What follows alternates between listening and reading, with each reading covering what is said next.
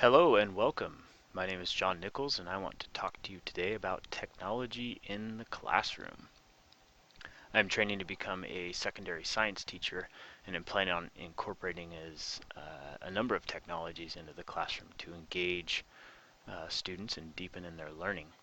Before I start the PowerPoint, I want to exit real quick and show you what I'm using to capture the video. We're using Screencast-O-Matic, pretty simple website that you can just use to capture the images on your screen as well as record your voice, the voice that you're hearing. And so where to begin? I'd like to start the conversation with a definition of technology. This first definition says that technology is the use of science in industry, engineering, medicine, and other industries to invent useful things to solve problems. While I like this definition, I think I like the secondary one a little bit better. It says a capability given by the practical application of knowledge.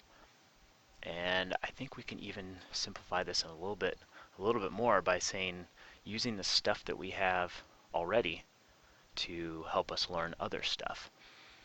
So basically, technology is a tool, not a solution for education. So we're going to talk about that a little more. Technology is a tool. So as a tool, we want to talk about it not as something that replaces teachers, but something that teachers can use to model to their students how to be an effective learner, the tool that they can use to guide student learning. Technology can also be a distraction, something that teachers and students both deal with, keeping their eyes off their personal screens. But with proper guidance, I think teachers can show students what it means to be an effective learner and how to best use the tools that they do have. Once again, technology isn't a replacement of teaching, and by modeling this, we can show students that it's not what that we teach them, it's how we teach them, how they can use that technology to learn even after they're out of school. So why would we want to use technology? I have a list here. Job market that the students are going to go into, learning how to collaborate and communicate, the ease of access, having phones in their pockets, individualized learning, and why not? I think the two that are most important here are collaboration and individualized learning. Collaboration, learning how to communicate and work together as a team, is something that they're going to need in the job market. And also we can individualize learning by if a student is really struggling or if a student is really excelling. You can deal with both of those students using technology. Either giving them a secondary source to help them learn about a topic, but also give them extra work or to expand their learning. And the other main reason is that technology isn't going away. It's going to be the main thing that students need to know to work in the world that they're going to grow up in. So for this video, I want to introduce a few tips for introducing technology into your classrooms. And real quickly, the three are going to be QRs, which are quick responses, teacher podcasts, videos that we're doing, kind of like what we're doing right now, as well as visual learning with a highlight on math. So QR codes are these things. QR stands for quick response codes, and they're these things that you've probably seen in ads or magazines, and they work just like a barcode at a grocery store. You scan it and it gives you the price. So it gives some sort of information. And QR codes can be used in the classroom on a homework assignment. And what QR codes can do is they can once they are scanned, show the user a link to a video or a document or something that will help them, in this case of homework, help them with finishing that assignment or that type of problem. Let me jump out real quick and show you how you can generate a QR code yourself as a teacher, or even as a parent or as a person. They've got some data types over here, so you can see a website URL, YouTube video, perhaps a Dropbox link or a plain text. You can just paste that into here. So say we wanted the students to, when they scanned it, to watch this video.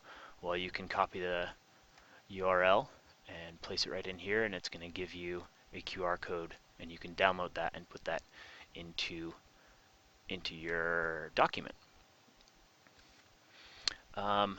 So another thing that you can use QR codes for is a calendar, an event that you want students to remember, like a due date. You can put a QR code, save it as a calendar date, and that will prompt them to save it in their calendar or schedule so that they won't miss an assignment. And again, that qrstuff.com, that was the website that we were using there. Another tool that we can use is creating videos of yourself, creating videos of your voice, a teacher podcast. You can do it along with a PowerPoint like I'm doing here, or do it along with handwriting, showing how to balance an equation or work with different chemicals, something that students can see from their home. And it's so in this way, it's a way that you can extend the learning outside of the classroom. And connect with students in a different way than you can in the classroom. Another good thing about teacher podcasts is if students maybe they missed out on an assignment or were late, you can direct them to your website or to the teacher podcast, and that will give them an opportunity to review what you learned in class and perhaps even do the homework assignment that you have scheduled for them without even asking you. The last thing I want to talk about is this visual learning. Now, not all of us are verbal or textual learners. A lot of us, many of our students are visual learners. And with concepts with math, it's sometimes very hard to describe those in anything other than words, but it can be done. Matthew Peterson has an interesting TED Talk where he talks about his Mind Research Institute and using games and images to describe mathematical concepts. Very interesting talk. Aside from this talk, you can also use YouTube or Vimeo or other websites to show students that there are different ways of learning other than just textual learning.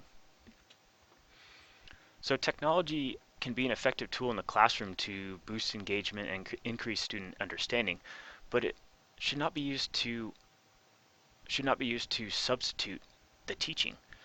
We still need teachers who can guide student learning, answer questions in the class, and model how to be an effective learner. It's important to get to know the tools that you're using in class before you integrate them into the class. You are going to be fielding a lot of questions about how do we use this, how do I upload, so you want to be able to field those questions with confidence before you actually integrate the technology into your class. And also I would point out that don't try to learn too many of these technologies all at once. You want to implement them one at a time for your own sanity. Also keep in mind that there are different types of technology. Don't forget about the pen and paper here. You know, we've got this ink splatter on the side to kind of remind us that it's not always about computers and phones. You can use the pen and paper, and it might actually, mixing it up might actually encourage other students to learn that maybe are more hands-on instead of more visual learners. So to conclude, I want to just kind of go over what we've talked about already is, you know, there are a lot of options out there. There's a lot of resources that you can use. I've got some down here, some reading that if you want, but also the websites out there there's so many of them. But I don't want you to only use websites. You know, use your cohort at school. Use the teachers that are right next to you. Collaborate with them. Ask if you can observe and see how they use the technology in their classroom, and maybe you can implement that into yours. So go out there and give it a try, have some fun, and good luck.